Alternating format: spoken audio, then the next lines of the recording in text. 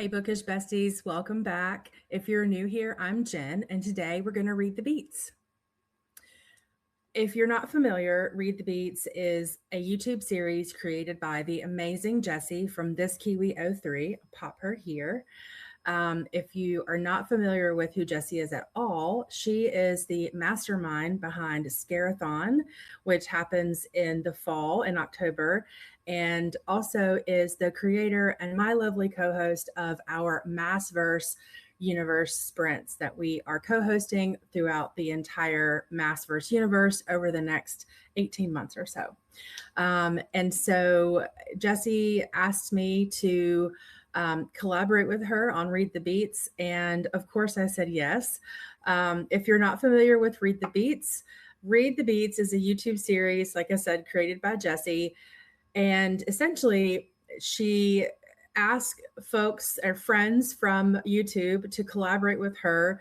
And she gives the guest 3 songs, and the guest gives her 3 songs, and you have to pick books to read based on those songs. So sounds simple, right? It's not. It's so much fun. It's such a challenge, and it's really so intuitive and so creative, and I am so honored and thrilled to have been asked, so much so that when she asked me back in October, I have had my songs planned since then. So yeah, I was ready. But first, a couple of things. Number one, you don't get to see what I chose for her unless you watch her video, which I have linked in the description. I also will have all of the things, Jessi's channel and announcement videos for Scarathon and for MAASVerse located if you want to see what those are all about and join in on the fun this year. But otherwise, let us see what Jessi chose for me. Okay, let's see. Here we go. Hi, Jen. Welcome to Read the Beats. Thank you so much for being a part of this. You guys, you all know that this is one of my favorite things in the entire world. Let's talk about your songs. I've kind of gone with a bit of a theme this time around, and you'll see what I mean. The first song I'm giving you is Till I Collapse by Eminem.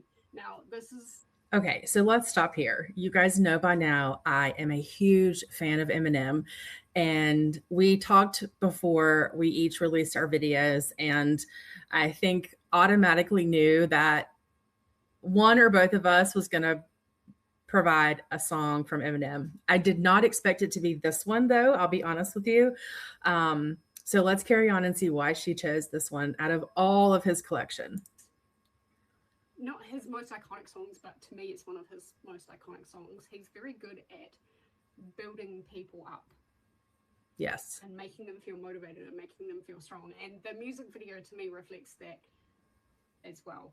You know, with the little kid and the robot and the synchronicity and there's something just about it that kind of gets into my muscles and makes me feel strong and motivated. And I absolutely love it. Now your second song. So I actually have never seen the video for this song. This song came out during a time when music videos via MTV were just not as cool as they were in the 90s. And so I love this song.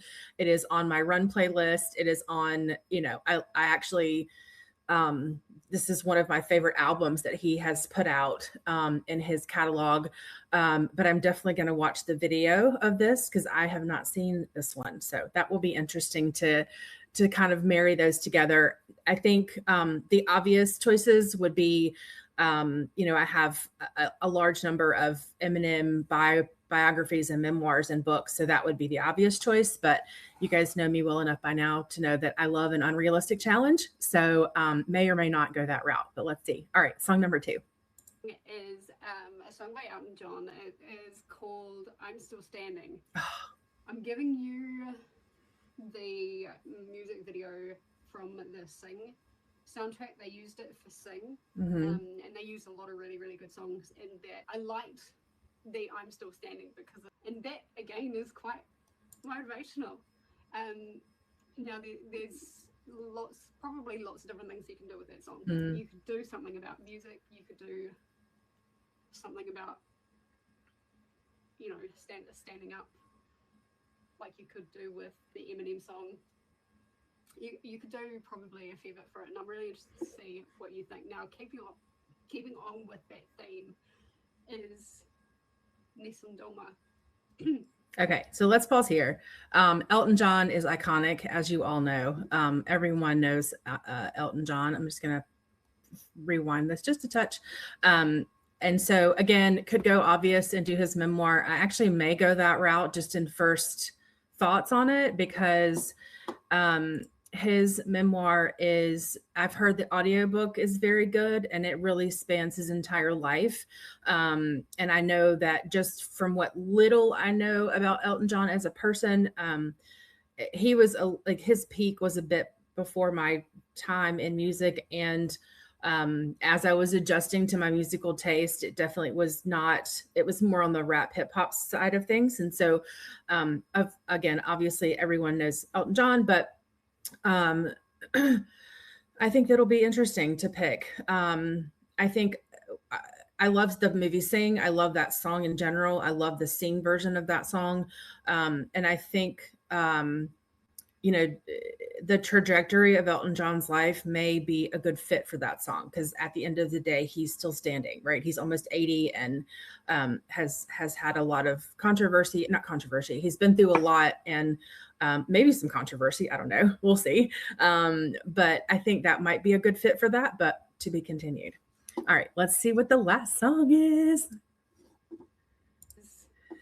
Nessun Dorma. And I'm giving you the Solemio version. Now, I'm going to give you two links. One is just for the music, and one is actually for a video where I think it's their cousin. And I was actually at this concert, but their cousin filmed them singing it from backstage. And so, yeah, they were on stage singing to all of us, and he filmed it. And I mean, the whole thing about Nessun Dorma is victory. Yes, it's victory over, getting a certain woman. Actually, it reminds me a little bit of Rumpelstiltskin, this song. Like the message of the song reminds me a little bit of Rumpelstiltskin, because it's like this guy is hell-bent on getting this girl. But if you take all of that weirdness away, it's like you could almost see it as like victory. I am victorious in whatever I choose to do. So yeah, those are going to be your three songs. I can't wait to see what you choose. Like I said, there is very much a theme of motivation in your song choice. So I can't wait to see what books you choose to read, and I can't wait to see my own books. Thanks again so much, and I will see you later. Okay, so let's dissect this just a little bit. So we have Till I Collapse by Eminem, and we have I'm Still Standing by Elton John. And then our last one was, I already forgot the name of it. Pardon me for 1 second. Nessun Dorma by Solomio. I have never heard of that. I have never heard of the song or the artist, so that will definitely be a challenge as well. Okay, so let's pause here, and we'll head out to the library shed, and see what we can pick. Choosing our books. So I really did seriously consider trying to just go the easy way out and pick a book off of the Eminem shelf, and then choose the Elton John biography, and then just figure something out for the last one. But I really didn't want it to be that easy. And so we're not going to do that entirely. So for the first song, Till I Collapse by Eminem, I did choose The Glass Castle by Jeanette Walls. This is going to be a reread for me, and I may actually end up doing the audio for this, because the last time I read the book, and then for our book club, and then the person I bought this from dog-eared the pages. Oh, how rude. Anyway, I read the book with my eyeballs, and then we watched the movie as a book club the night that we talked about it. And I felt like this would be a really good pick, because while the father in this book does sort of stay, whereas Eminem's father did not, there are a lot of similarities between this book and the life that Eminem talks about growing up. Um, there's chaos and maybe um, some things going on in the home that are not positive for a child, verbally and physically. There's some substance use, lots of dysfunction. And one thing about Eminem that I've always admired is that throughout what the story that he tells of his childhood, and as toxic and as dysfunctional as his mother might have been, he's still, and his ex-wife, frankly, he still maintained relationships within boundaries, and made a statement when his mom passed, and kind of rose up and took care of his daughter. And so there's lots of, I think, foundational strength in him that his adversity could have allowed him to go on a different trajectory. His life has not been without hiccups and chaos and all the things, but at the end of the day, he has really kind of stood up and push through it all and come out above in most aspects. And so I think the thing about Eminem, like Jessi said, is that he really does encourage people and lift people up and make sure that people are heard and seen. And he just builds people up in a way that not a lot of people can organically do that. And that's one thing I absolutely love about him anyway. But I think this book will be a really good representation of his life. Maybe not directly the song, but kind of the theme of the song and kind of where he kind of things that he's been through. So that's what I'm going to choose for this one. The next one, I did end up choosing the memoir for Elton John. And I did that because, I mean, this cover is so fun. I was reading a little bit about this, and Elton John's life has not always been easy. There was a lot going on in his childhood, a lot going on in his early career.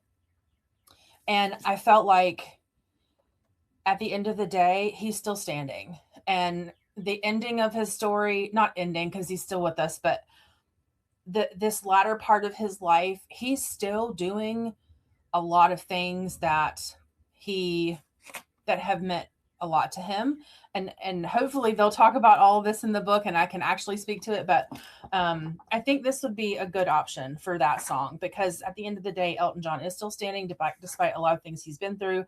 I also love that there's pictures in this book, to get to see some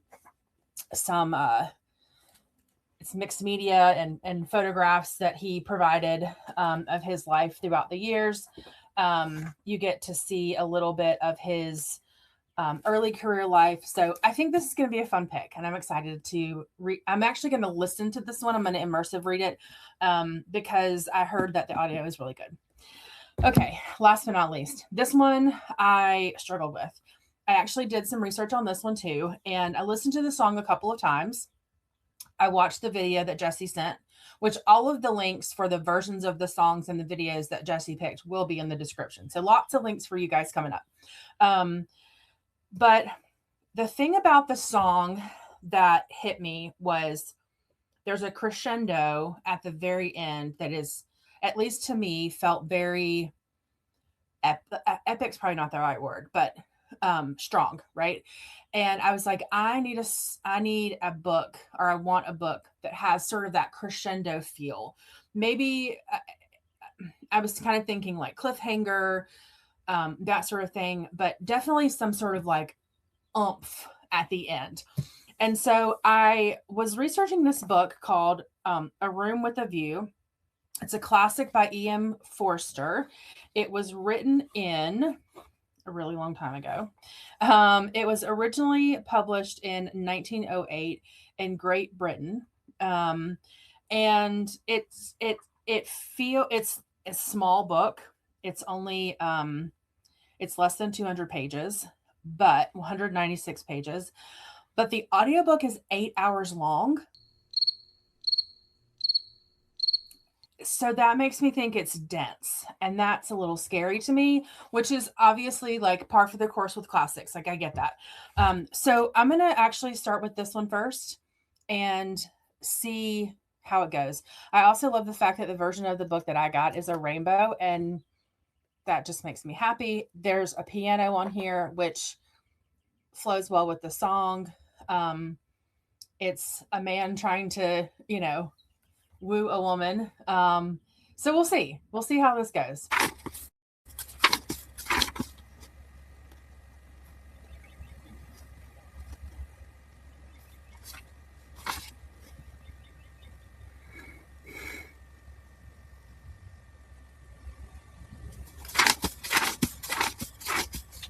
There was an introduction by someone named Wendy Moffat in this book. And then she follows up with suggestions for further reading by this same person, Wendy Moffat, and then a note on the text. And the introduction is a lot about E.M. Forster's history and how he came to write this book. It says he thought about the idea of this book when he was 22, graduated from Cambridge, and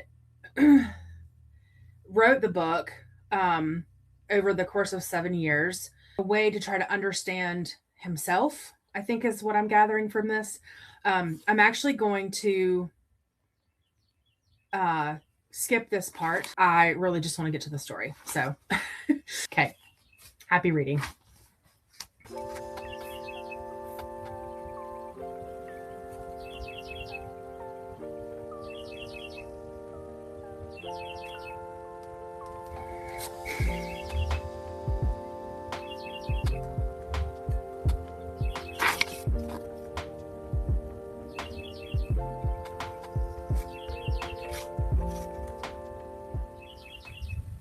Okay, so I'm back. I'm was right. This book is very heavy, very not heavy but dense. Um, Essentially, there is a woman named Lucy who every summer, I guess, they visit who's kind of upper middle class. They visit her and her cousin Charlotte visit Italy every summer, I think. Um, in Florence. And sorry, I'm looking at my notes too. Um, so they visit their guest house in Florence every year and they stay at their guest house. And they're given rooms that typically overlook the courtyard instead of the river. And so there are two other guests that join them, Mr. Emerson and his son George. And they're not as upper class as Charlotte and Lucy probably, but offer Lucy and Charlotte to switch rooms so that they can have the better view. Lucy is a pianist, and I don't know that they've said yet what Mr. Emerson does or what anything like that, or if it even really matters, but that's a big part of the story, evidently. And so George has sort of taken a like to her. I am going to put this down for a minute because it is taking me way longer than it should to get through it, because I think it's the old English, British language, and the audiobook is really not helping for me to kind of translate, if you will, what they're actually saying.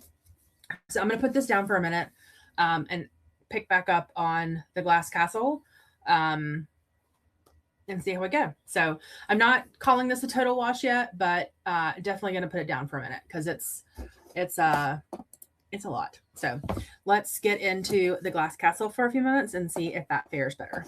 It is a few days later, not the next day like I had planned. I'm just back this afternoon from a girls' trip, and I was able to finish The Glass House by Jeanette Walls. So I really loved this book.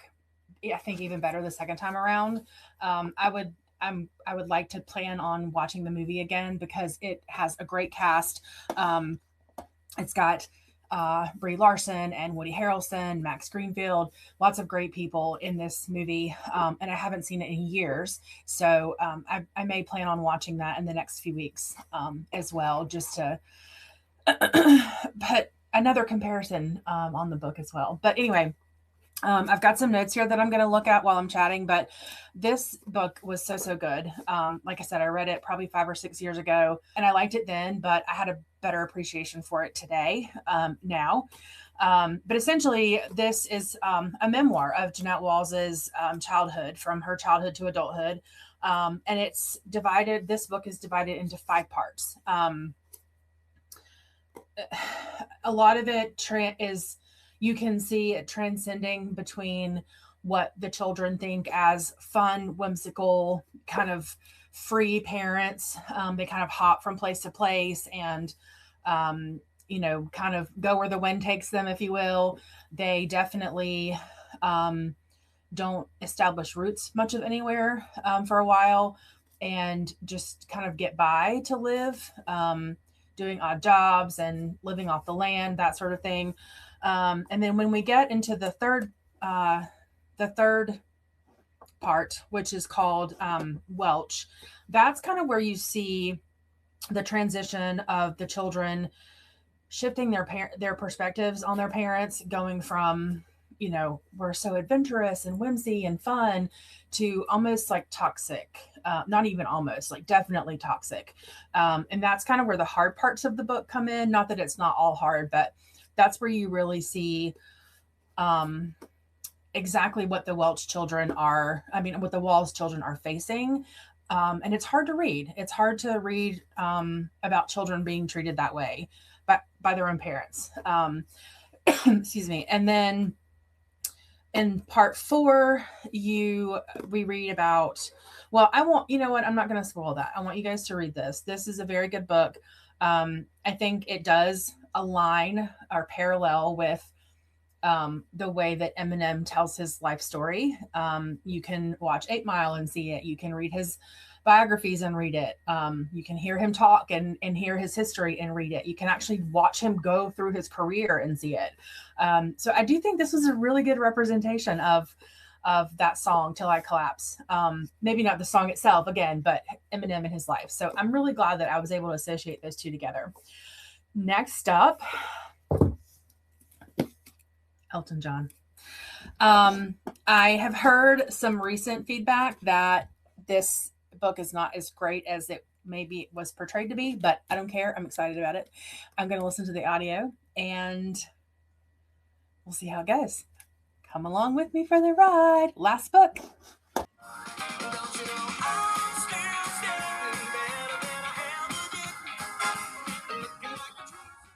Hi.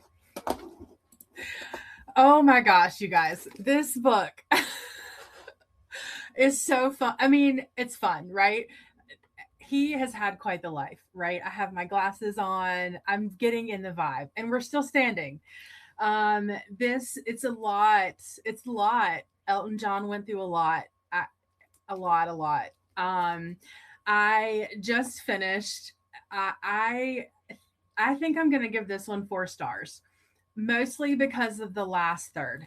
I am appalled at the things that Elton John went through. I am so proud of and enamored by all of the charity work that he continues to do, especially for the AIDS Foundation. You know what? Let me take these off. We're going to get serious a second here. Especially for the AIDS Foundation. He does so much work around the world, and specifically in Africa around the AIDS Foundation.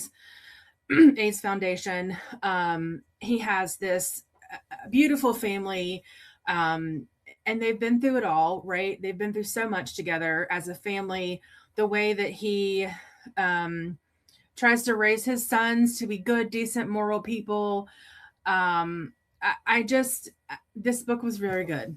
I would say stick with it though. The first 2/3 are, they make you sleepy unless you just really love Elton John, right? Like I love biographies as much as the next person, but it's got to be the right one. So I would definitely say if you're on the fence about Elton John, not even on the fence, but you're just not like the biggest fan, stick with it because the end really is heartwarming. I think is the best word to think that I can think of. I have a new appreciation for Elton John, and this song really fit this book so well. Um, just so well. So go watch Sing, read the Elton John memoir, and just have the best time, right? Before we go, I just want to say a heartfelt thank you to Jessi for inviting me to do this challenge. It was so great. So it was challenging. I actually ended up DNFing this one officially. I really did try to go back and read it several times. It's very dense. It's very possible that I was not in the right headspace for it, but because I can see how this would be a phenomenal book. And I think coming out of winter and I'm not sure I was in the right headspace for it, but I did give it a great try. I think of the three, my favorite was probably the Glass Castle, followed very closely by the Elton John memoir. Plus, it was fun to do that little segment here for you guys. So, anyway, thank you again, Jessi, for asking me to do this, read the beats with you. If you run out of people, call me back. I'd be happy to do it again.